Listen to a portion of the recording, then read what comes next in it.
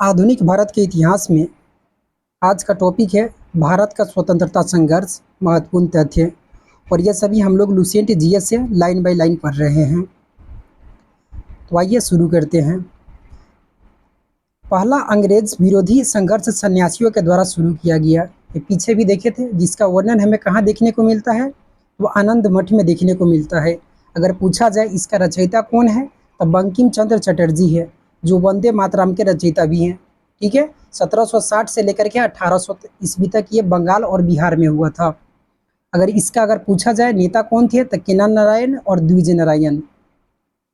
1887 में दादा भाई नौरोजी ने इंग्लैंड में भारतीय सुधार समिति की स्थापना की है।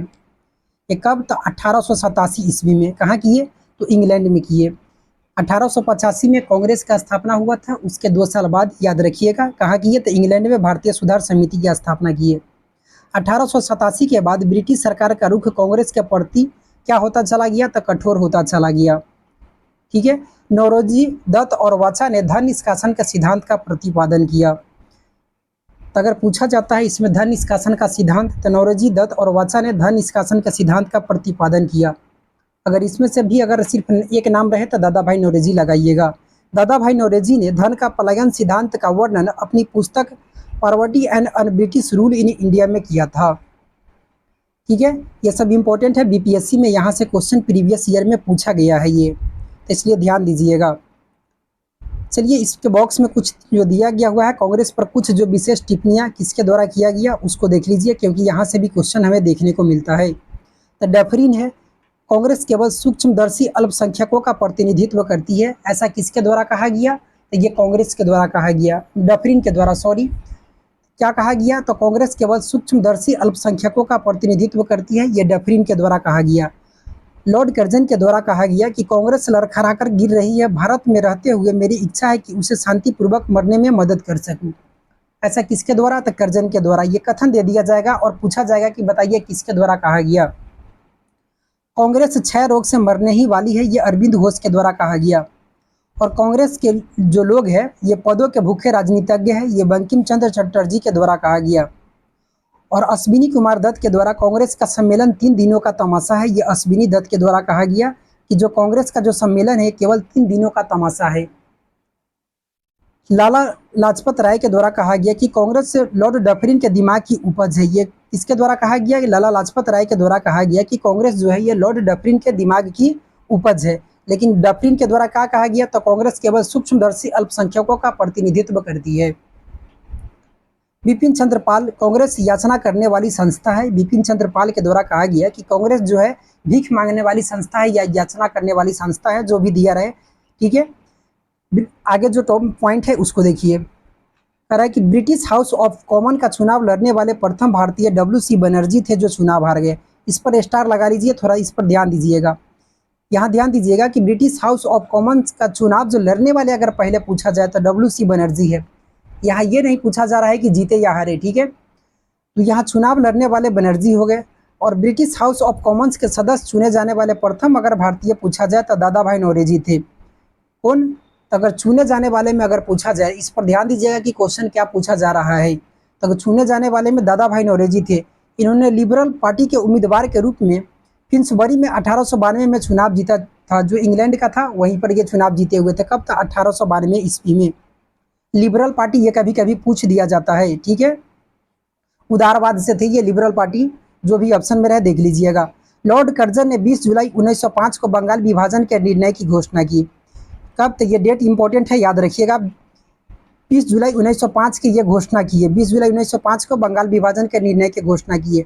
बंगाल विभाजन के विरोध में 7 अगस्त 1905 को कलकत्ता के टाउन हॉल में स्वदेशी आंदोलन की घोषणा किया गया।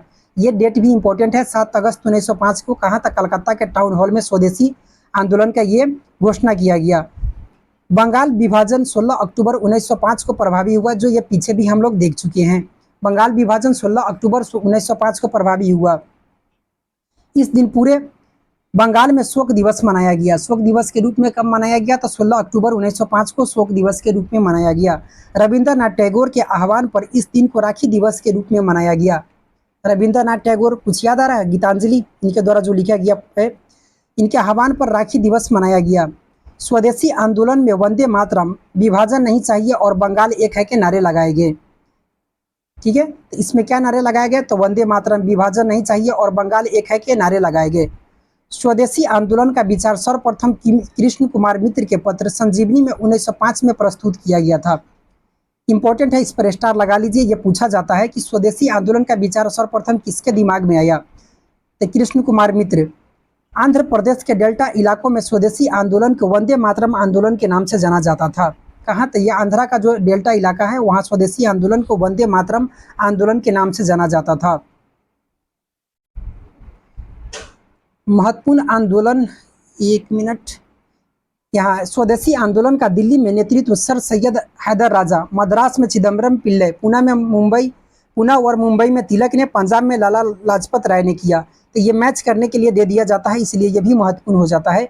अगर पूछा जाए कि स्वदेशी आंदोलन का नेतृत्व दिल्ली में किसके द्वारा, तो सर सैयद हैदर राजा के द्वारा, मद्रास में चिदम्बरम पिल्लई के द्वारा, पुणे और मुंबई में तिलक के द्वारा, पंजाब में लाला लाजपत राय ने ये किया। 1906 में कलकत्ता में हुए कांग्रेस के अधिवेशन की अध्यक्षता करते हुए दादा भाई नौरोजी ने पहली बार स्वराज की मांग प्रस्तुत की। तो ये कब? तो 1906 में जो कलकत्ता का अधिवेशन हुआ था उसमें दादा भाई नौरोजी ने स्वराज की मांग प्रस्तुत किया था। लेकिन अगर क्वेश्चन पूछा जाए कि स्वराज शब्द का पहली बार प्रयोग तो स्वामी दयानंद सरस्वती ने किया था। ये क्या कहे हुए थे कि बुरा से बुरा देशी शासन जो होता है ये विदेशी शासन से लाख गुना अच्छा होता है। ये स्वामी दयानंद सरस्वती के द्वारा कहा गया था। स्वदेशी आंदोलन चलाने के तरीकों को लेकर के ही कांग्रेस 1907 में सूरत अधिवेशन में उग्रवादी यानी कि गर्म दल और उदारवादी यानी कि नरम दल नामक दो दलों में विभाजित हो गई। इस सम्मेलन की अध्यक्षता रास बिहारी बोस ने की थी। तो मोस्ट इंपॉर्टेंट है, इस पर भी स्टार लगा लीजिए। यानी कि जो स्वदेशी आंदोलन कांग्रेस का में जो विभाजन जो हुआ दो नरम दल और गर्म दल में, ये स्वदेश यानी कि ये जो स्वदेशी आंदोलन था उग्रवादी इसे क्या चाहते थे कि पूरे भारत में इसे फैलाना चाहते थे, लेकिन जो उदारवादी थे ये इसे बंगाल तक ही सीमित रखना चाहते थे। इसी को लेकर के दोनों में क्या हो गया कि मतभेद हो गया, जिस कारण कांग्रेस में क्या हो गया तो दो गुटों में नरम दल और गर्म दल में यह विभाजन हो गया। और इसका अध्यक्षता पूछा जाए तो किसके द्वारा? तो रास बिहारी बोस ने किया था। ये कहा? तो सूरत अधिवेशन, सूरत में, ठीक है, 1907 में। ये सब याद ही होगा आप लोग को। स्वदेशी आंदोलन के अवसर पर ही रविंद्रनाथ ठाकुर ने अपनी प्रसिद्ध गीत अमार सुनार बंगला लिखा। बाद में यही गीत बांग्लादेश का राष्ट्रीय गीत बना। इंपॉर्टेंट है ये सब। स्वदेशी आंदोलन के प्रचार प्रसार के लिए अश्विनी कुमार दत्त ने बारिशल में स्वदेशी बांधव समिति की स्थापना किया। तो ये कहा जो बारिशल जो पड़ता है उस समय बांग्लादेश, ये सब भारत का ही क्षेत्र था। तो ये बारिशल जो बांग्लादेश में है अभी वर्तमान में, तो यहाँ अश्विनी कुमार दत्त के द्वारा स्वदेशी बांधव समिति की स्थापना किया गया। किस उद्देश्य से? तो स्वदेशी आंदोलन के प्रचार प्रसार के लिए। 1893 का वर्ष एक महत्वपूर्ण बिंदु। 1893 में स्वामी विवेकानंद अमेरिका के शिकागो नगर पहुंचे। ये इंपॉर्टेंट है, कब? तो 1893 में, सितंबर 1893 में। पर वहां पर हो रहे सर्वधर्म सम्मेलन में पहले ही दिन उन्हें 2 मिनट बोलने का समय दिया गया, यानी कि पहले ही दिन केवल उन्हें 2 मिनट बोलने का समय दिया गया था। जैसे ही अपने वक्तव्य का संबोधन अमेरिका के भाइयों और बहनों के साथ शुरू किया, तालियों की गड़गड़ाहट ने न केवल उन्हें बल्कि भारत को विश्व के सर्वोच्च देशों में ला करके खड़ा कर दिया। उन्हें तूफानी हिंदू कहा जाने लगा। तो किसे? तो स्वामी विवेकानंद को कहा जाता है तो तूफानी हिंदू। ये शिकागो में हुआ था धर्म सम्मेलन 1893 ईस्वी में। 1893 में 14 वर्ष के बाद, ये नेक्स्ट पॉइंट है, इसमें अलग है 1893 ईस्वी का। 1893 में ही 14 वर्ष के बाद योगी राज अरविंद घोष 1872 से 1950, जन्म 1872, मृत्यु 1950 की भारत भूमि पर वापसी हुई है। कहाँ से? तो इंग्लैंड में। शिक्षा के लिए शिक्षा ग्रहण करने हुए इंग्लैंड गए हुए थे। 7 वर्ष का अवस्था में ही चले गए हुए थे। तो वहाँ से ये 21 वर्ष की आयु में क्या हुआ कि यहाँ लौटे, भारत वापस लौटे। ठीक है। 1893 ईस्वी में उन्होंने एक लेखमाला न्यू लैंप फॉर ओल्ड प्रकाशित किया। क्या प्रकाशित किए? तो न्यू लैंप फॉर ओल्ड ये प्रकाशित किए। कौन? तो अरविंद घोष। ये सक्रिय अगर 1906 से लेकर के 1909 तक ही राजनीतिक में सक्रिय रहे। बाद में ये गुरु कवि बन गए। ठीक है, राष्ट्रवादी, दर्शन शास्त्री, गुरु और कवि ये सब थे ये। तो बाद में जो है अपना जीवन ये कवि के रूप में व्यतीत किए। 16 नवंबर 1893 को एनी बेसेंट ये कहाँ की थी? तो आयरलैंड की थी। 1847 में जन्म, 1933 में मृत्यु। भारत आई, वे वाराणसी शहर में रहने लगी। ये क्वेश्चन पूछा गया क्वेश्चन है, इसलिए इस पर स्टार लगा लीजिए। कहाँ रहने लगी? तो वाराणसी में रहने लगी। उन्होंने भारतीयों से कहा कि मैं हृदय से तुम्हारे साथ हूँ और संस्कृति से भी मैं तुम्ही लोगों में से एक हूँ। ये किसके द्वारा कहा गया? तो एनी बेसेंट के द्वारा कहा गया। ये क्वेश्चन भी पूछा गया क्वेश्चन है। 1893 में महात्मा गांधी अब्दुल्ला सेठ नामक जो है व्यापारी के मुकदमे में दक्षिण अफ्रीका गए। ये कहाँ गए? तो दक्षिण अफ्रीका गए। कब? तो 1893 में अब्दुल्ला जो सेठ था नामक व्यापारी, इसके मुकदमे में दक्षिण अफ्रीका गए। क्रांतिकारी गतिविधियों की दृष्टि से भी 1893 का वर्ष महत्वपूर्ण है। नासिक में चापेकर बंधुओं ने एक गुप्त संस्था society for the removal of obstacles to the Hindu religion स्थापित किया। किसके द्वारा? तो चापेकर बंधुओं के द्वारा 1893 में किया गया। नासिक जो महाराष्ट्र है वहां पर किया गया था। आगे जो पॉइंट है इसको देखिए। बंगाल में क्रांतिकारियों का पहला प्रमुख संगठन अनुशीलन समिति था। अनुशीलन समिति, ठीक है।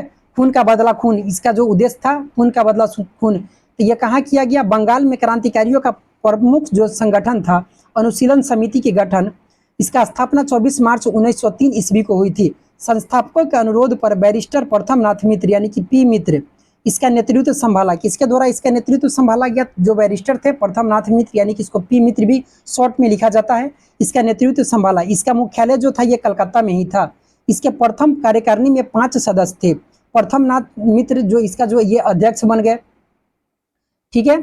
और चितरंजन दास, अरविंद घोष उपाध्यक्ष थे, सुरेंद्र नाथ ठाकुर कोषा अध्यक्ष और सिस्टर निवेदिता कार्यकारिणी की सदस्यता थी। ये सदस्य थी। 1906 में अनुशीलन समिति का पहला सम्मेलन कलकत्ता में हुआ। गठन कब देख रहे हैं? तो 24 मार्च 1903 में इसका गठन, लेकिन इसके 3 साल के बाद 1906 में इसका पहला सम्मेलन कलकत्ता में हुआ। इसका मुख्य उद्देश्य था खून का बदला खून। आगे चल करके वरिंद्र कुमार घोष, अविनाश भट्टाचार्य और भूपेंद्र नाथ दत्त का गुट अनुशीलन समिति पर क्या हो गया कि प्रभावी हो गया और उन्होंने आंदोलन को उग्रता प्रदान किया। बाद में इसमें क्या हो गया? वरिंद्र कुमार घोष, अविनाश भट्टाचार्य और भूपेंद्र दत्त का गुट भी इससे क्या हो गया कि प्रभावी हो गया और ये जो आंदोलन है और मतलब कि उग्र हो गया। इस लोगों ने 1905 में भवानी मंदिर नामक अपना पहला प्रकाशित पुस्तक प्रकाशित किया। इसे सबके द्वारा मिल करके, जिसमें वरिंद्र कुमार घोष, अविनाश भट्टाचार्य, भूपेंद्र नाथ दत्त, भवानी मंदिर, अगर नहीं रहे कोई, अगर ऑप्शन 2-3 नाम नहीं रहे, वरिंद्र कुमार घोष रहे तो यही राइट आंसर हो जाता है। पहली पुस्तक प्रकाशित की जिसमें कहा गया कि क्रांतिकारी राजनीतिक सन्यासी का जीवन तब तक बिताए जब तक स्वाधीनता न प्राप्त हो जाए। यानी कि जो भी क्रांतिकारी है ये सन्यासी का जीवन तब तक बिताए जब तक कि हमें स्वाधीनता न प्राप्त हो जाए। अक्टूबर 1907 में अविनाश चंद्र भट्टाचार्य द्वारा प्रकाशित वर्तमान रणनीति उनकी दूसरी पुस्तक थी। 1907 में पहला जो भवानी मंदिर 1905 में, लेकिन 1907 में वर्तमान रणनीति ये किसके द्वारा था? अविनाश चंद्र भट्टाचार्य के द्वारा, जिसमें कहा गया था कि भारत की स्वतंत्रता प्राप्ति के लिए फौजी शिक्षा और युद्ध जो है ये आवश्यक है। एक इसमें कहा गया था। तो वर्तमान जो रणनीति है ये पुस्तक इसमें कहा गया था अविनाश चंद्र भट्टाचार्य के द्वारा ये लिखा गया था। इसके लिए छापामार युद्ध अपनाने को कहा गया था, यानी कि गोरिल्ला जो युद्ध होता है छापामार युद्ध अपनाने के लिए कहा गया। अनुशीलन समिति में ने हेमचंद्र दास कानूनगो को पेरिस भेजा। ये इम्पोर्टेंट है। अनुशीलन समिति किसको? तो हेमचंद्र दास कानूनगो को कहाँ? तो फ्रांस यानी कि पेरिस भेजे।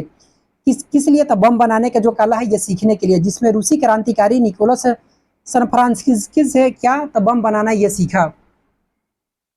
वरिंद्र कुमार घोष, भूपेंद्र नाथ दत्त और अविनाश चंद्र भट्टाचार्य ने 1906 में युगांतर नामक साप्ताहिक समाज जो पत्रिका है इसका प्रकाशन किया। तो युगांतर, वरिंद्र कुमार घोष, भूपेंद्र नाथ दत्त और अविनाश चंद्र भट्टाचार्य 1906 में युगांतर पत्रिका। युगांतर के प्रथम संपादक जो है ये भूपेंद्र नाथ दत्त को 1907 ईस्वी में 1 वर्ष की कड़ी सजा दी गई। 1908 में यह पत्र बंद कर देना पड़ा। इसका सजा मिला और परिणाम स्वरूप क्या हुआ कि 1908 में इस पत्रिका को जो है ये बंद कर देना पड़ा। तो ये कैसा था? तो साप्ताहिक पत्रिका था युगांतर। ढाका अनुशीलन समिति की स्थापना पी मित्रा और पुलिन दास ने 1904 में ढाका में किए थे। तो ढाका अनुशीलन समिति पी मित्रा यानी कि प्रथम नाथ मित्रा और पुलिन दास ने 1904 में ढाका में किए। ढाका में इसकी लगभग 500 शाखाएं थी। 11 दिसंबर 1908 को अनुशीलन समिति गैर कानूनी घोषित कर दी गई।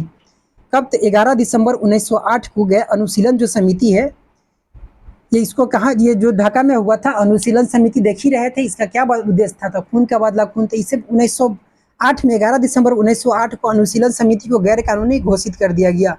प्रफुल्ल चाकी और खुदीराम बोस ने 30 अप्रैल 1908 को मुजफ्फरपुर के जज किंग्सफोर्ड की हत्या का प्रयत्न किया। तो ये कब? तो 30 अप्रैल 1908 को, ये डेट महत्वपूर्ण है। गलती से बम जो है कैनेडी की गाड़ी पर गिर गया। ये किसके गाड़ी पर? तो कैनेडी की, जिसमें 2 महिलाओं की मृत्यु हो गई, जिसमें पिंगले की पत्नी और बेटी की मृत्यु हो गई।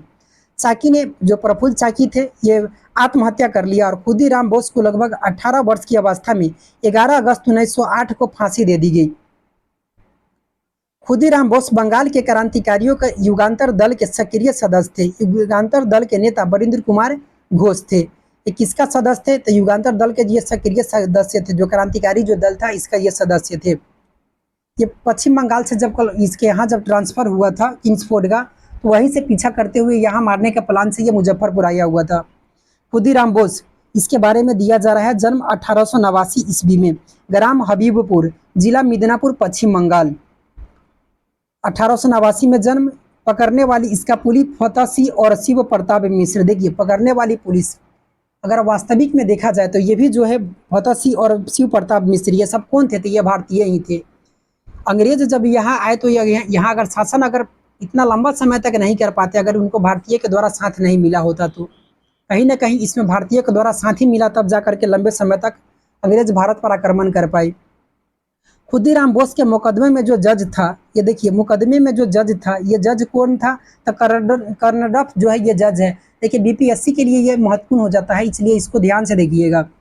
1-2 बार यहाँ से क्वेश्चन भी पूछा जा चुका है कि खुदीराम बोस की ओर से जो वकालत किए थे ये कौन था? तो कालिदास बोस।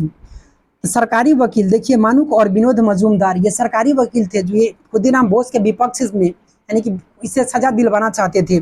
तो मानुक और विनोद मजूमदार और खुदीराम बोस की जो ओर से जो वकालत की है कालिदास बोस के द्वारा किया गया। फांसी का जो तिथि देख रहे हैं 11 अगस्त 1908। एक हाथ में गीता लेकर के खुदीराम बोस फांसी के तख्ते पर खड़े हुए। सबसे कम उम्र के फांसी पर चढ़ने वाले जो है क्रांतिकारी का नाम अगर कोई आता है तो उसमें खुदीराम बोस का ही नाम आता है। मुजफ्फरपुर में इनका एक प्रतिमा भी बनाया गया है और उसी प्रतिमा के बगल में खुदीराम बोस स्टेडियम भी है। खुदीराम बोस यहाँ तक देख लिए। चलिए, अब आगे का जो पॉइंट है उस पर ध्यान दीजिए। बहुत सारा पॉइंट है, इसमें बहुत सारा देखना पड़ेगा, ठीक है। अलीपुर षड्यंत्र केस 18 मई 1908 को कलकत्ता के अलीपुर अदालत ने 31 व्यक्तियों को, मतलब कि अवैध शस्त्र रखने के कारण क्या हुआ कि कोर्ट में पेश किया। इन व्यक्तियों का अवैध शस्त्र यानी कि रखने के कारण गिरफ्तार किया गया था। कितना? तो 31 व्यक्ति को। यह 18 मई 1908 को अलीपुर षड्यंत्र केस, ये सब इंपॉर्टेंट है, यहाँ से दे दिया जाता है मैच करने के लिए कि बताइए कालानुक्रम में जो हुआ पहले कौन सा हुआ था। ये सब डेट इंपॉर्टेंट है, याद होना चाहिए। तो 18 मई 1908 को, 19 अगस्त 1908 को 30 आदमियों को सेशन जज के सुपुर्द किया गया। 7 सितंबर 1908 को 7 और आदमियों को इस मुकदमे में क्या किया गया? तो शामिल किया गया। यही मुकदमा अलीपुर षड्यंत्र केस के नाम से प्रसिद्ध है। इस केस के सरकारी गवाह जो है सुरेंद्र नाथ गोसाई को, देखिए इसमें एक जो स्टार ऊपर लगाया गया है कि गजेटियर में जो अनुशीलन समिति की स्थापना 1906 में वरिंद्र कुमार घोष ने की थी। अगर ये पूछा जाए तो यही लगाइएगा, जो एक नाम जो आता है तो वरिंद्र कुमार घोष, ये सही आंसर हो जाता है। तो इस केस का सरकारी जो गवाह है नरेंद्र नाथ गोसाई को, एक सेकेंड, अलीपुर जेल में सत्येंद्र नाथ घोष और कन्हैया लाल ने गोली मार दी। यहाँ देखिए किसके गोली मार दिया गया? तो ये जो सरकारी जो वकील था, गवाह था, तो सरकारी जो गवाह था ये नरेंद्र नाथ गोसाई, ये भी जो थे ये भारतीय थे, लेकिन इस सबको सजा दिलाने के लिए ये मतलब कि सरकारी गवाह बन गए, ठीक है। तो फलस्वरूप बदले में क्या हुआ कि इसको मार दिया गया। किसके द्वारा मार दिया गया? तो सत्येंद्र नाथ घोष और कन्हैया लाल ने गोली मार दी। इसके लिए दोनों को क्या हुआ कि सत्येंद्र नाथ घोष और कन्हैया लाल को फांसी दे दी गई। वरिंद्र कुमार घोष, उल्लासकार दत्त, हेमचंद्र दास और उपेंद्र नाथ बनर्जी को आजीवन कालापानी की सजा मिली। बाकी लोगों को 10 वर्ष, 7 वर्ष और 5 वर्ष की सजा मिली। इस मुकदमे में अरविंद घोष छोड़ दिए गए। तब उन्होंने क्रांतिकारी क्रियाकलापों से अलग होकर के पांडिचेरी में अपना आश्रय ओरेविले की स्थापना की है। बताए थे ना, अरविंद घोष जो 21 वर्ष की उम्र के बाद ये भारत 1893 में वापस आए, ICS की परीक्षा पास किए हुए थे, ठीक है। इनके द्वारा 2 जो कर्मयोगी वीकली जो अंग्रेजी पत्रिका था, बांग्ला जो साप्ताहिक पत्रिका, ये सब बाद में इनका किया गया। तो ये ओरेविले जो पांडिचेरी में ओरेविले जो आश्रम है इसका स्थापना किया गया। किसके द्वारा किया गया? तो अरविंद घोष के द्वारा। यह क्वेश्चन पूछा गया क्वेश्चन है। महाराष्ट्र में विनायक दामोदर सावरकर ने 1904 में अभिनव भारत नामक संस्था स्थापित किया। तो BD सावरकर के द्वारा किया गया अभिनव भारत 1904 में, यह महत्वपूर्ण है। अभिनव भारत संगठन के सदस्य पी.एन. बापट बम बनाने की कला सीखने के लिए कहाँ गए? तो ये पेरिस गए। कौन था? पी.एन. बापट। विनायक दामोदर सावरकर के बड़े भाई गणेश सावरकर ने देशभक्ति से पूर्ण कुछ कविताएं की रचना की थी। इनका जो बड़ा भाई था, क्या था नाम? तो गणेश सावरकर। कुछ कविताएं की रचना की, जिस कारण नासिक के जज जैक्सन ने उन पर राजद्रोह का आरोप लगा करके 8 जून 1909 को आजीवन निर्वासन का दंड दिया। यानी कि देश छोड़ने का आजीवन, मतलब कि हमेशा के लिए भारत छोड़ने का ये दंड दिया। कब? तो 1909 में। इस सजा को सर्वथा अनुचित मान करके अभिनव भारत ने जैक्सन से बदला लेने का विचार किया। क्या विचार किया? तो जैक्सन से बदला लिया जाए। जैक्सन के विदाई समारोह में 21 दिसंबर 1909 की रात को एक नाटक खेला जा रहा था। कब? तो 21 दिसंबर 1909 के। जब ही जैक्सन इसे देखने के लिए फाटक पर पहुंचा, इसके साथ एक और नाटक हो गया। अनंत लक्ष्मण कन्हारे ने उसे गोली मार दी और इसका कहानी यहीं खत्म हो गया। ठीक है। तो जैक्सन की हत्या के अभियोग में इसे क्या हो गया कि अनंत लक्ष्मण कन्हारे को, कृष्णजी गोपाल कर्वे को, विनायक नारायण देशपांडे को 19 अप्रैल 1911 को क्या हुआ कि फांसी दे दिया गया। बाल गंगाधर तिलक का जन्म 23 जुलाई 1856 को महाराष्ट्र के रत्नागिरी में हुआ था। बाल गंगाधर तिलक जी का जन्म है 23 जुलाई 1856 को महाराष्ट्र के रत्नागिरी में हुआ था। 1881 में इन्होंने साप्ताहिक पत्र मराठा, अंग्रेजी और दैनिक पत्र जो केसरी मराठी नाम के 2 पत्रों का नव जागरण प्रारंभ किया। तिलक ने 1893 में गणपति और 1895 में शिवाजी उत्सव मनाना शुरू किया। कहाँ? तो ये महाराष्ट्र में। तो ये इंपॉर्टेंट है, इस पर स्टार लगाइए। ठीक है। पूछा जाता है, इनका जन्म छोड़ दीजिए, इससे कम क्वेश्चन पूछा जाता है। लेकिन अगर साप्ताहिक पत्र जो मराठा है, ये अंग्रेजी में मराठा, देखिए इसमें मराठा मराठी मत कर दीजिएगा, क्योंकि यहाँ बहुत कंफ्यूजन हो जाता है। क्वेश्चन में दिया जाता है, अगर कथन दे दिया जाएगा तो उसमें लिखेगा कि मराठी जो है, मराठा जो है मराठी में और केसरी जो है ये अंग्रेजी में, 2 पत्रों का ये संचालन बाल गंगाधर तिलक के द्वारा किया गया। तो ये कथन जो है ये गलत हो जाता है। साप्ताहिक पत्र जो मराठा है ये अंग्रेजी में, और दैनिक जो है केसरी, देखिए इसमें केसरी री अंत में आ रहा है। ठीक है। और मराठी और अंत में भी ठी आ रहा है, तो इसमें ऐसा आ रहा है, तो इसलिए इसको यहाँ से भी ध्यान में रख सकते हैं। 1893 में गणपति और 1895 में शिवाजी उत्सव मनाना प्रारंभ किया। बाल गंगाधर तिलक पहले कांग्रेसी नेता था जिन्होंने देश के लिए कई बार जेल की यात्रा की है। कई बार, मतलब कि देश के लिए यात्रा अधिक बार किसके द्वारा? तो बाल गंगाधर तिलक के द्वारा किया गया था। 1897 में राजद्रोह के आरोप में 18 माह की कारावास हुई। फिर 1908 में राजद्रोह के आरोप में ही 6 वर्ष की कारावास हुई। 1908 से 1914 तक वर्मा में मॉडलेज जेल में 6 वर्ष इनको काटना पड़ा। तिलक की सजा सुनाने वाला जज का नाम जो है ये डावर था। वेलेंटाइन सिरोल ने अपनी पुस्तक इंडियन अर्नेस्ट में तिलक को भारतीय अशांति का जनक कहा था, जिसके कारण तिलक ने उन पर क्या किया था? मानहानि का मुकदमा किया। तो ये क्वेश्चन पूछा जाता है कि भारतीय अशांति का जनक किसे कहा जाता है? तो ये इसको तिलक को कहा गया था। किसके द्वारा? तो वेलेंटाइन सिरोल के द्वारा कहा गया था।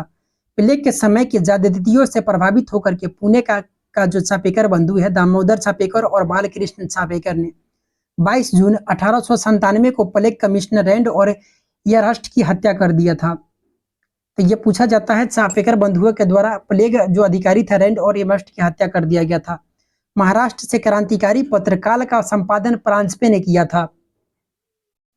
तो ये क्रांतिकारी जो पत्र था काल का संपादन किसके द्वारा था? परांजपे के द्वारा किया गया था, याद रखिएगा।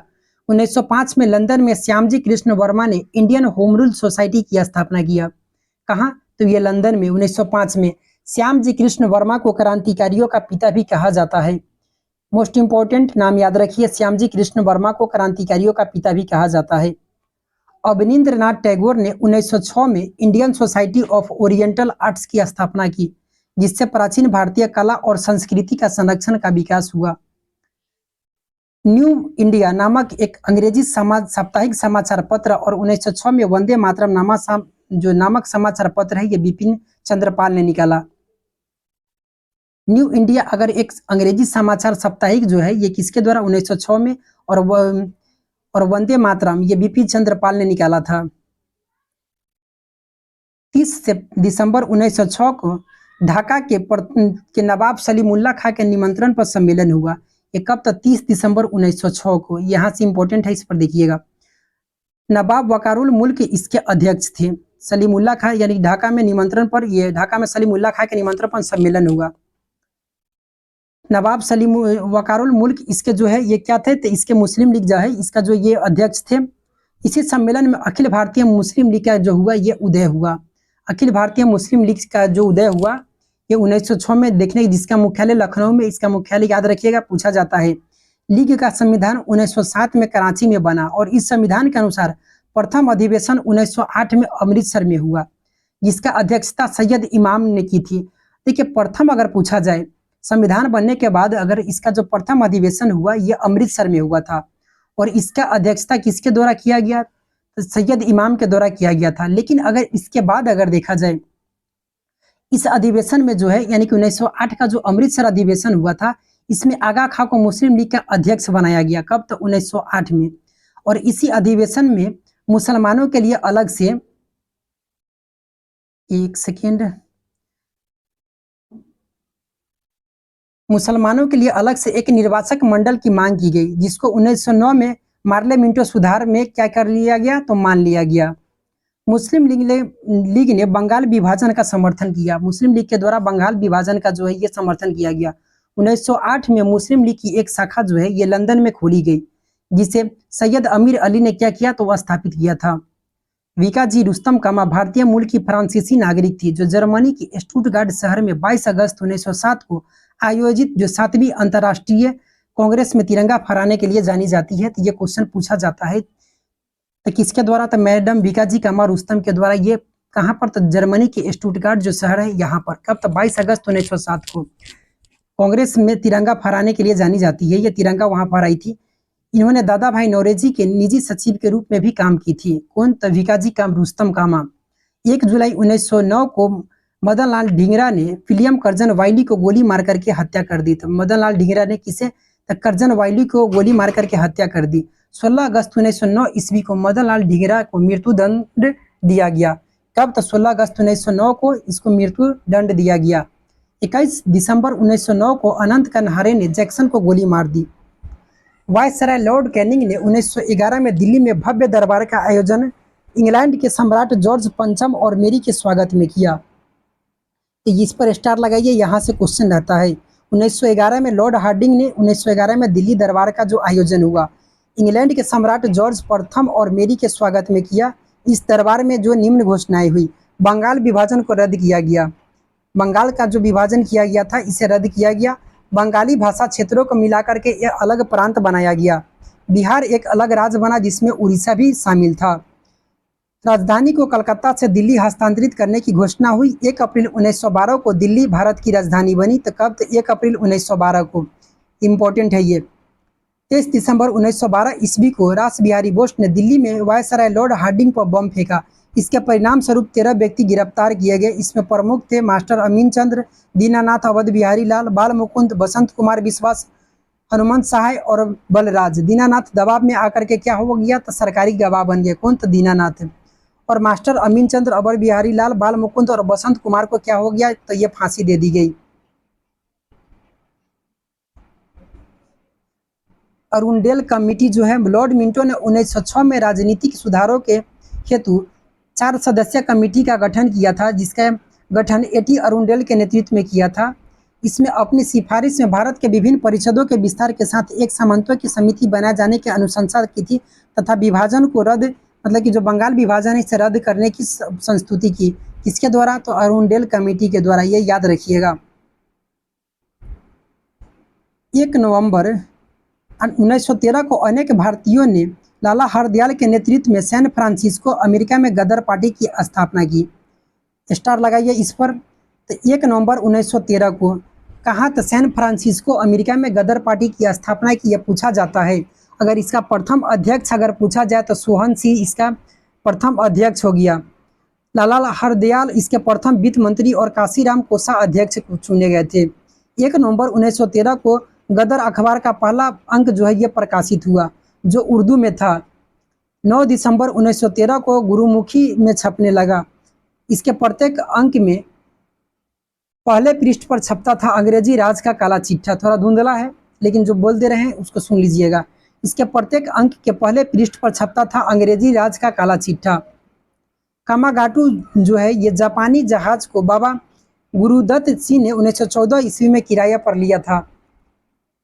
यह जलयान 351 यात्रियों के साथ 26 सितंबर 1914 को हुगली पहुंचा। बजबज नामक बंदरगाह पर जहाज पहुंचने पर तलाशी हुई और संघर्ष हुआ। 18 यात्री इसमें मार दिए गए और लगभग 25 यात्री इसमें घायल हुए। ये कहा था, तो ये जापानी जो जहाज था जिसको बाबा गुरुदत्त सिंह ने इसे किराया पर लिया था। 1915 ईस्वी में अंग्रेज सरकार ने कैसर हिंद की उपाधि से महात्मा गांधी को सम्मानित किया। कांग्रेस के लखनऊ अधिवेशन 1916 में कांग्रेस के दोनों दलों में क्या हो गया कि आपस में ये मिल गया। इसी अधिवेशन में मुस्लिम लीग ने भी कांग्रेस से मिलकर के एक संयुक्त समिति की स्थापना की। ये सब 1916 में हो रहा है। मुस्लिम लीग के 1916 का लखनऊ सम्मेलन भी की अध्यक्षता मोहम्मद अली जिन्ना ने की थी। 1916 का जो लखनऊ अधिवेशन हुआ था मुस्लिम लीग का, इसका अध्यक्षता किसके द्वारा? मोहम्मद अली जिन्ना के द्वारा। लेकिन अगर कांग्रेस का अधिवेशन इसके इसके कौन किसके द्वारा, तो क्या नाम था उसका, मजूमदार है, क्या नाम है, कोई मजूमदार के द्वारा किया गया था। ठीक है, आरसी मजूमदार के द्वारा। जिन्ना और तिलक ने विशेष ये क्या है कि ये प्रयास से 1916 में तीन और कांग्रेस के बीच यह हो गया। 1916 में कहा जा रहा है कि जिन्ना और तिलक के विशेष प्रयास ही 1916 में लीग और कांग्रेस के बीच में है जो ये समझौता हुआ था।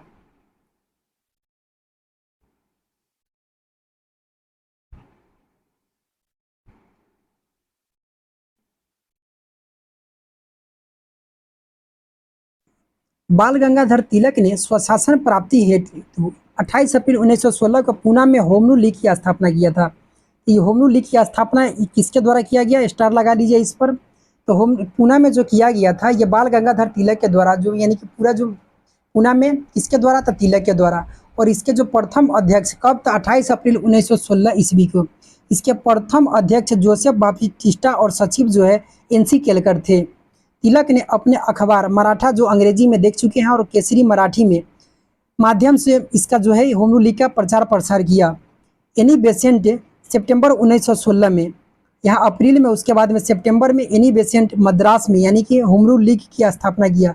पूना में अगर पूछा जाए तो किसके द्वारा? तिलक के द्वारा। मद्रास में पूछा जाए तो एनी बेसेंट ने। जॉर्ज अरुंडेल को लीग का सचिव बनाया गया। किसे सचिव बनाया गया? तो जॉर्ज अरुंडेल को लीग का सचिव बनाया गया। मोतीलाल नेहरू, जवाहरलाल नेहरू, सुब्रमण्यम अय्यर, जिन्ना तथा तेज बहादुर सप्रू इस लीग से क्या थे? तो जुड़े हुए थे। इस होम रूल लीग का प्रचार प्रसार एनी बेसेंट अपने दैनिक समाचार पत्र न्यू इंडिया तथा साप्ताहिक पत्र कॉमनवेल्थ द्वारा किया गया।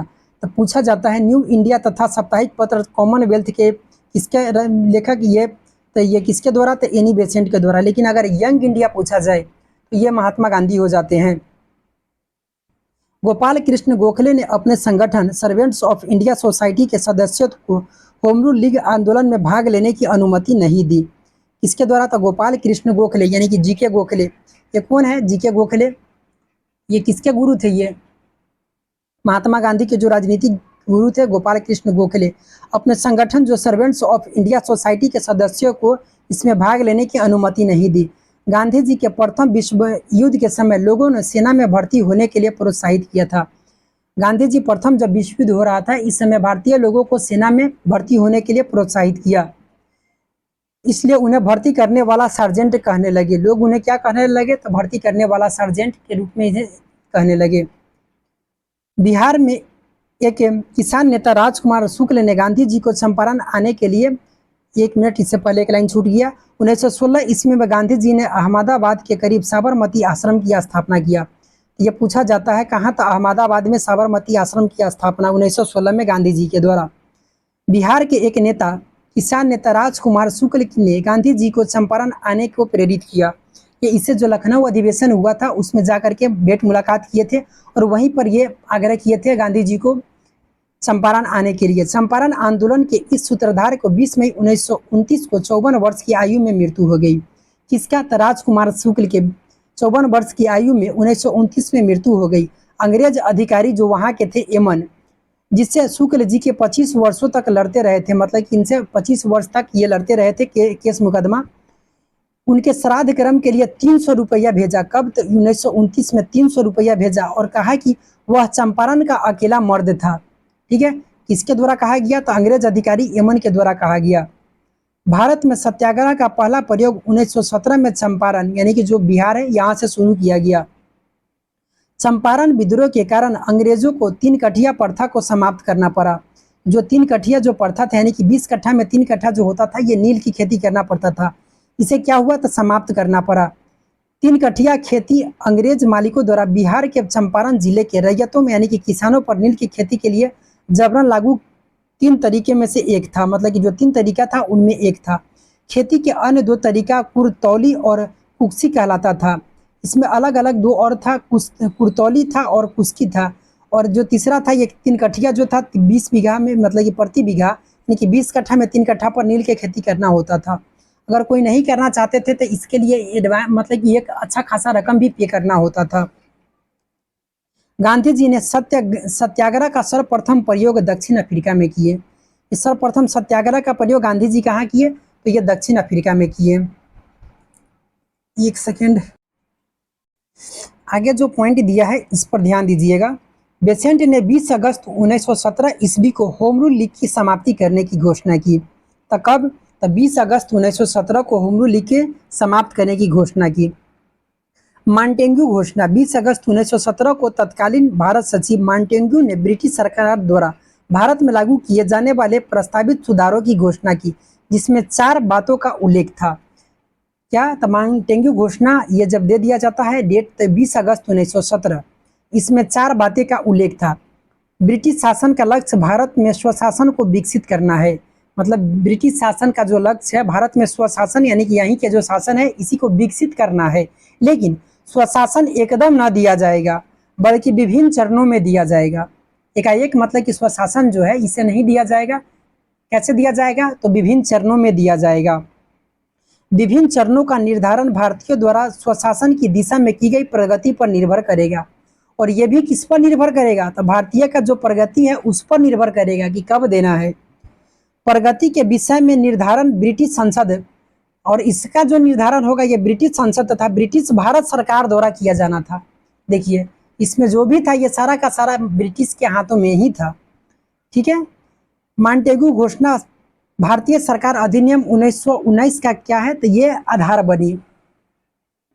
उदारवादी कांग्रेसियों ने मांटेग्यू घोषणा पत्र को भारत का मैग्ना कार्टा की संज्ञा दी, यानी कि अधिकार पत्र कहा, अच्छा कहा। ठीक है, किसके द्वारा? तो उदारवादी कांग्रेसियों ने।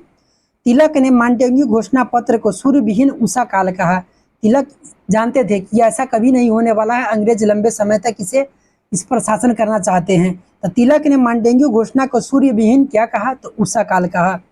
1918 में महात्मा गांधी ने अहमदाबाद टेक्सटाइल लेबर एसोसिएशन की स्थापना की है। कब? तो 1918 में महात्मा गांधी ने अहमदाबाद टेक्सटाइल लेबर एसोसिएशन की स्थापना की। पूछा जाता है, ये इंपॉर्टेंट है, यह उस समय की सबसे बड़ी ट्रेड यूनियन थी। यानी कि उस समय का जो ये उस समय जो वर्तमान समय का जो था यह सबसे बड़ा क्या था तो ट्रेड यूनियन थी। यही गांधी जी ने ट्रस्टीशिप का सिद्धांत दिया। ट्रस्टीशिप का सिद्धांत किसके द्वारा दिया गया? तो गांधी जी के द्वारा दिया गया। इसमें उन्होंने बताया कि पूंजीपति मजदूरों के हितों की रक्षा करने वाले क्या होते हैं तो ये ट्रस्टी होते हैं। यही ट्रस्टीशिप का सिद्धांत था, इसमें दिया गया। इसमें कहा गया कि जो पूंजीपति जो होते हैं ये मजदूरों के हितों की रक्षा करने वाले क्या होते हैं तो ट्रस्टी होते हैं। 31 अक्टूबर 1920 के एनएम जोशी ने all India trade union Congress AITUC की स्थापना की। तो all India trade union Congress की स्थापना, इसके प्रथम अध्यक्ष अगर पूछा जाए तो प्रथम अध्यक्ष लाला लाजपत राय थे। देखिए इस पर ध्यान दीजिएगा, ऑल रहेगा और लाला, ऑल इंडिया, इस पर ऑल इंडिया अगर पूछा जाए। 1920 के ऑल इंडिया स्थापना किसके द्वारा? था NM जोशी के द्वारा 31 अक्टूबर 1920 के। लेकिन इसका स्थापना से ज़्यादा इससे जो क्वेश्चन पूछा जाता है इसके अध्यक्ष से पूछा जाता है। तो ऑल में ऑल आ रहा है, ऑल। ठीक है, तो ये यहाँ से लॉ से याद रखिएगा, लाला लाजपत राय। ठीक है, तो लाला लाजपत राय इसके प्रथम जो है ये अध्यक्ष थे। अगर संस्थापक अगर पूछा जाए तो NM जोशी ने इसका संस्थापक थे। महात्मा गांधी ने पहली बार भूख हड़ताल अहमदाबाद मिल मजदूरों के हड़ताल 1918 ईस्वी के समर्थन में किए थे। तो प्रथम भूख हड़ताल अहमदाबाद मिल मजदूरों के समर्थन में ये क्वेश्चन पूछा जाता है। गांधी जी ने 1918 में गुजरात के खेरा जिले में कर नहीं आंदोलन चलाया। तो ये खेरा आंदोलन 1918 में ये कहाँ चलाए तो गुजरात के खेरा जिले में। 19 मार्च 1919 ईस्वी को रॉलेट एक्ट लागू किया गया। कब? तो 19 मार्च को, 19 मार्च 1919, ये सब याद होना चाहिए। इसके अनुसार किसी भी संदेहास्पद व्यक्ति को बिना मुकदमा चलाए गिरफ्तार किया जा सकता था, परंतु उसके विरुद्ध न कोई अपील, न कोई दलील और न कोई वकील किया जा सकता था। मतलब कि इस पर न कोई वकील अपील कर सकता है, न इस कोई दलील दे सकता है, न कोई ये वकील रख सकता है, जिसको इसे काला कानून इसे कहा गया। ठीक है। गांधी जी ने इस कानून के विरोध में 6 अप्रैल 1919 को देशव्यापी हड़ताल करवाई। तो पूरा देशव्यापी हड़ताल ये कब? तो 6 अप्रैल 1919 को। लागू कब हुआ था रॉलेट एक्ट? तो 19 मार्च 1919 को। 13 अप्रैल 1919 को अमृतसर में जलियांवाला बाग हत्याकांड हुआ। इसमें डॉक्टर सत्यपाल और सैफुद्दीन किचलू की गिरफ्तारी के विरोध में हो रही जनसभा पर जनरल REH डायर ने, यानी कि रेजिनॉल्ड एडवर्ड हैरी डायर ने अंधाधुंध गोलियां चलवाई। सरकारी रिपोर्ट के अनुसार इसमें 379 व्यक्ति जो है ये मारे गए और कांग्रेस समिति के अनुसार लगभग 1000 व्यक्ति मारे गए। उस समय पंजाब का लेफ्टिनेंट गवर्नर जो है सर माइकल ओ डायर था। देखिए, गोली चलाने का जो आदेश दिया था ये किसके द्वारा? तो जनरल डायर के द्वारा दिया गया था। कर्नल जो था रेजिनल्ड एडवर्ड हैरी डायर, ये अस्थायी ब्रिगेडियर जो था ये, तो इसके द्वारा दिया गया था, जो इसका नेतृत्व कर रहा था अंग्रेज सेना का। लेकिन अगर लेफ्टिनेंट गवर्नर अगर पूछा जाए, उस समय पंजाब का गवर्नर जो था सर माइकल वो ये डायर थे। देखिए, माइकल उधम सिंह के द्वारा जो बाद में जाकर के जो गोली मारा जाता है, तो ये जो पंजाब का जो लेफ्टिनेंट गवर्नर है सर माइकल ओ डायर को गोली मारा जाता है। ये जो 68वीं जो पीटी हुआ था उसमें यह क्वेश्चन को पूछा गया, 67वीं पीटी में यह क्वेश्चन पूछा गया था। तो Michael O Dwyer, general Dyer मत कर दीजिएगा, ये गोली चलाने का आदेश दिया था, इसे नहीं मार पाया था। ये उधम सिंह किसे मारा था? तो ये माइकल ओ डायर को, जो उस समय पंजाब का लेफ्टिनेंट गवर्नर था, उसे मार दिए थे। जालियांवाला बाग हत्याकांड में हंसराज नामक व्यक्ति ने डायर का जो है ये सहयोग किया था। तो हंसराज नामक व्यक्ति किसका था? डायर का सहयोग किया था। कहीं ना कहीं भारतीय का साथ हाथ है, तब तो अंग्रेज इस पर लंबा समय तक शासन कर रहा है। देख रहे हैं। शंकरन नायर ने जालियांवाला बाग हत्याकांड के विरोध में वायसराय की कार्यकारिणी परिषद से सदस्यता से इस्तीफा दे दिया। तो इम्पोर्टेंट है किसके द्वारा था? शंकर नारायण नायर ने जालियांवाला ये जो वायसराय की कार्यकारिणी जो सदस्य थे, इसे इस्तीफा दे दिए। शंकर नायर, याद रखिएगा। जालियांवाला बाग हत्याकांड के विरोध में गांधी जी ने कैसर या हिंद की उपाधि, यहाँ डाउट है, इसको गलत कीजिए। असहयोग आंदोलन के बाद यह अति किए थे, चौरी चौरा के बाद ये वापस किए हुए थे, जो 5 फरवरी 1922 को जो हुआ था ना,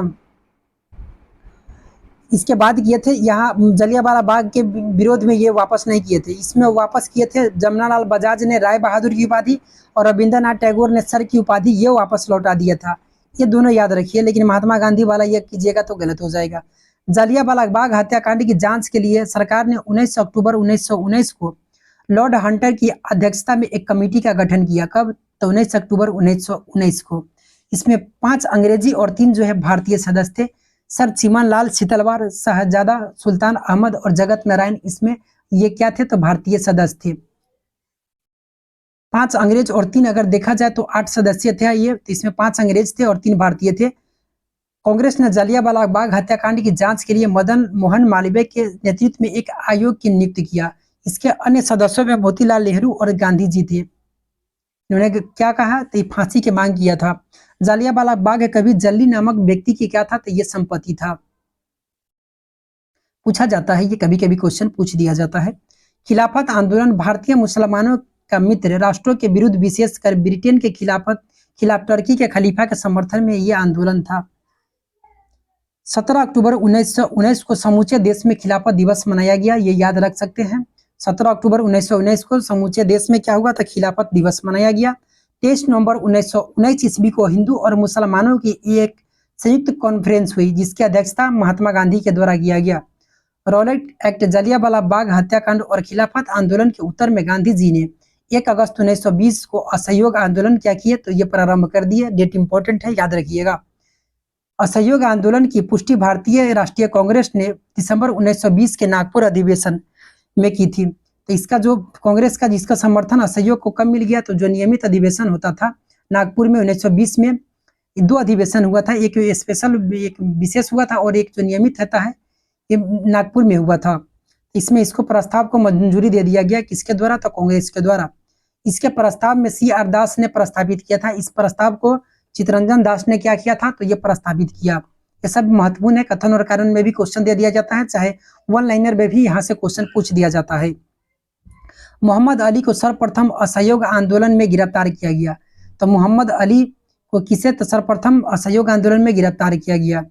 मोहम्मद अली जिन्ना, एनी बेसेंट और बिपिन चंद्र पाल कांग्रेस का सहयोग आंदोलन से क्या थे? तो ये सहमत नहीं थे, अतः उन्होंने कांग्रेस क्या हुआ? तो ये छोड़ दिए।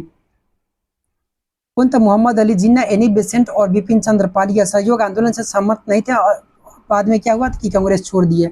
असहयोग आंदोलन के दौरान विदेशी वस्त्रों को जलाए जाने पर रविंद्रनाथ टैगोर ने महात्मा गांधी को लिखा कि यह निष्ठुर क्या है? तो ये बर्बादी है। चंद्रशेखर आजाद यानी कि पंडित जी जिसे कहा जाता है, तो इनका पूरा नाम अगर देखा जाए चंद्रशेखर सीताराम तिवारी था। जन्म स्थान भाभरा, झाबुआ जिला, वर्तमान जो जिला अलीराजपुर मध्य प्रदेश में पड़ता है। ठीक है, तो मध्य प्रदेश में इनका जन्म हुआ था कब? तो 23 जुलाई 1906 ईस्वी को। पिता का नाम सीताराम तिवारी था, माता जी का नाम जगरानी देवी। और शहीद स्थल अगर इसमें पूछा जाता है तो अल्फ्रेड पार्क इलाहाबाद। और ये शहीद तिथि 27 फरवरी 1931। ये दो चीज ऐसा है जो इम्पोर्टेंट है। इनका जन्म कब हुआ था, पिता का नाम, माता का नाम, ये सब अगर इसकी भी कर दे कोई बात नहीं। 1906 में इनका जन्म हुआ था, 23 जुलाई 1906 को। और देखिए 25 वर्ष की उम्र में ही क्या हो गया? तो ये शहीद हो गए 27 फरवरी 1931 ईस्वी को। संगठन ये संबंधित जो संगठन था नौजवान सभा से ये संबंधित है, कृति किसान पार्टी से संबंधित है, हिंदुस्तान सोशलिस्ट रिपब्लिकन एसोसिएशन से ये संबंधित है। तो नौजवान सभा सबसे अधिक अगर इनको जाना जाता है तो हिंदुस्तान सोशलिस्ट रिपब्लिकन एसोसिएशन के कारण। ठीक है, नौजवान सभा भी, कृति किसान पार्टी, ये सबसे कौन जुड़े हुए थे? तो चंद्रशेखर आजाद जी जुड़े हुए थे।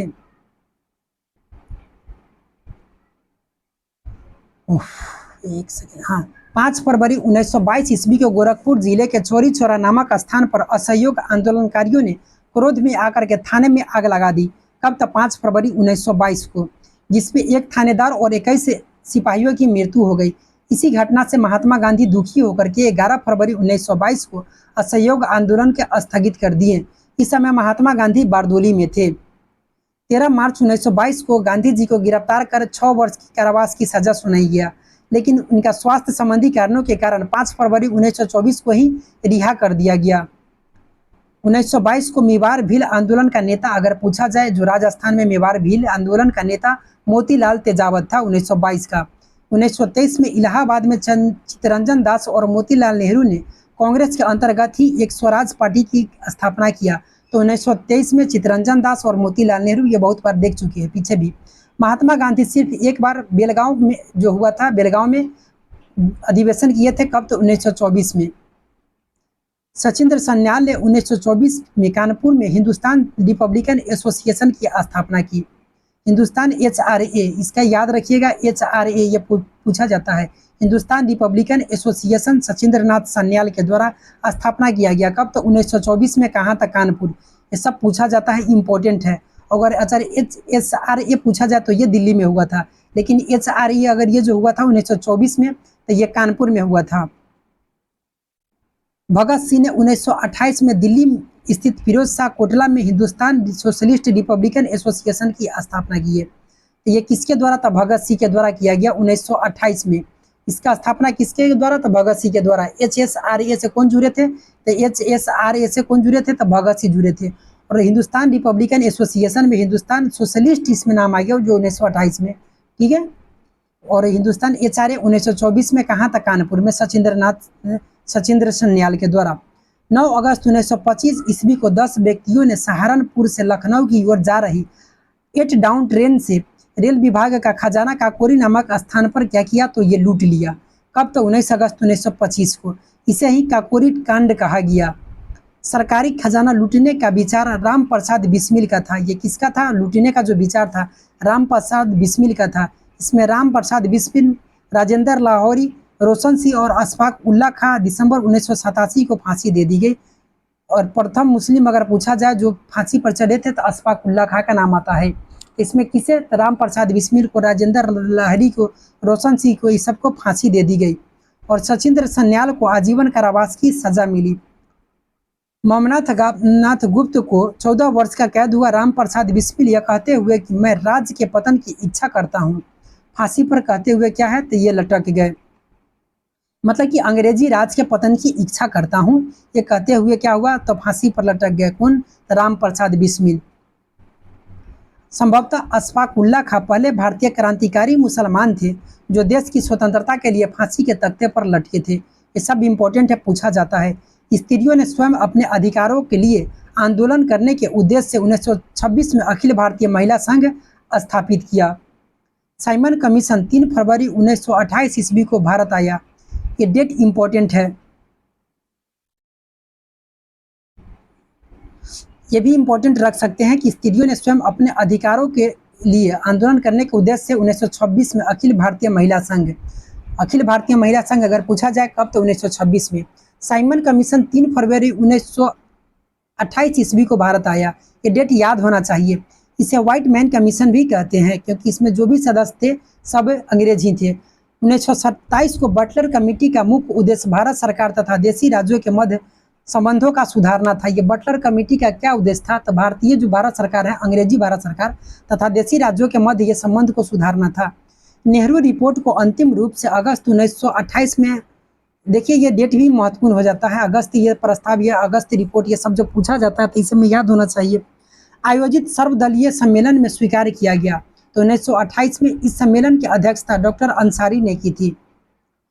30 अक्टूबर 1928 को लाहौर में साइमन कमीशन के विरुद्ध प्रदर्शन करते हुए 30 अक्टूबर क्यों तो लाला लाजपत राय घायल हो गए और बाद में इनकी क्या हो गया तो मृत्यु हो गया। साइमन कमीशन का बहिष्कार न करने वाले जो 2 दल थे, इसमें जस्टिस पार्टी और पंजाब यूनियनिस्ट पार्टी था, ये इसका विरोध नहीं किया था। भगत सिंह के नेतृत्व में पंजाब के क्रांतिकारियों ने 17 दिसंबर 1928 को लाहौर के तत्कालीन पुलिस कप्तान जो सॉन्डर्स की गोली मार करके क्या कर दिया गया तो हत्या कर दिया गया। जो लाला लाजपत राय, इसी के मतलब कि लाठी के प्रहार से क्या हुआ थे, ये घायल हुए थे। कप्तान जो है सॉन्डर्स को गोली मार दिया। तब 1928 में इसका बदला ले लिया था जो क्या लाला लाजपत राय जो घायल हुए और मृत्यु हो गया, इसका बदला ले लिया गया था। किसके द्वारा था? भगत सिंह के द्वारा।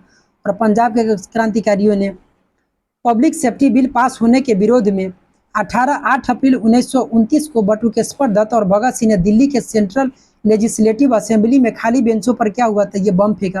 क्रांतिकारियों ने अपने पर्चे में कहा था कि उनका मकसद किसी की जान लेना नहीं बल्कि बहरे कानों पर अपनी आवाज़ पहुंचाने के लिए था। बाद में इनको गिरफ्तार किया जाता है लेकिन इस कारण इनको फांसी नहीं होता है। फांसी जो होता है सॉन्डर्स का जो हत्या किया था लाहौर षड्यंत्र के कारण इनको फांसी दे दिया जाता है। भगत सिंह राजगुरु और भगत सिंह को भगत सिंह सुखदेव राजगुरु, ये क्वेश्चन पूछा गया है, सब पीटी में क्वेश्चन पूछा गया है। भगत सिंह और बटुकेश्वर दत्त के बम फेंकने के समय असेंबली के अध्यक्ष विट्ठल भाई पटेल सदारत कर रहे थे। इस समय जो इसका असेंबली में जो अध्यक्ष था विट्ठल भाई पटेल, इस समय सदारत कर रहे थे। ठीक है, इस पर भगत सिंह फिल्म जो बना हुआ था, देखिएगा, काफ़ी अच्छा मूवी है। भगत सिंह ये नहीं जानते थे कि बम कैसे बनाया जाता है। इसको बचाने के लिए बहुत सा उपाय किया गया कि पूछा गया कि अच्छा बताइए कि बम कैसे बनाया जाता है। सारा बात ये बता दिए कि कैसे बम बनाया जाता है, सब कुछ है कि ये मुझे फांसी मिल जाए चाहे कुछ मिल जाए, ये इसका गम नहीं है, लेकिन अब सारा भारतीय जान गया कि कैसे बम बनाया जाता है। भगत सिंह कांग्रेस का 1929 का लाहौर अधिवेशन पूर्ण स्वराज। आज रहने देते हैं, इतना ही बोलते बोलते थक जाते हैं। ठीक है, मिलते हैं फिर अगले वीडियो में। अपना ख्याल रखिए, आप लोग पढ़ते रहिए। धन्यवाद।